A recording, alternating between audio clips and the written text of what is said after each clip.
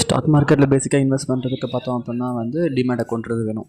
Like அந்த demat account இருந்துச்சுன்னா நம்ம வந்து என்ன வேணால் ட்ரேட் பண்ண முடியும்.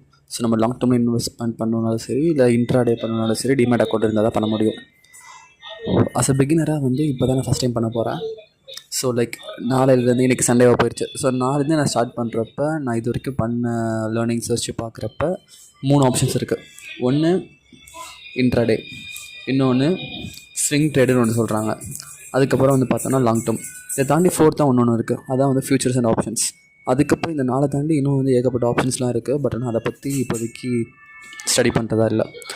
அண்ட் பிகாஸ் ஆனால் இந்த நாள்லேயே வந்து லாங் டேர்முன்றது ரொம்ப நாள் கழிச்சு வர ரிட்டர்ன்ஸ்.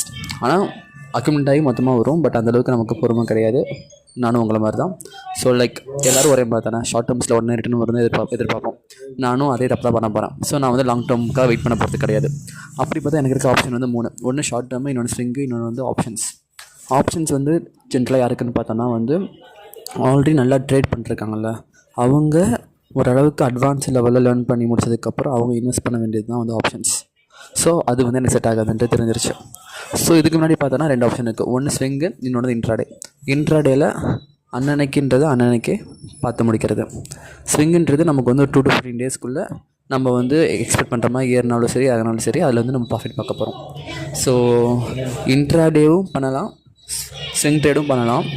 ஸோ எடுத்தோன்னே லைக் இன்றைக்கி காலையில் நம்ம கணிச்சு கரெக்டாக ஈவினிங்குள்ளே கரெக்டாக மாறுமான்னு கேட்டால் தெரியாது தான். ஸோ அதனால் எனக்கு இன்ட்ராடே மாதிரியும் பெருசாக இன்ட்ரெஸ்ட் இல்லை.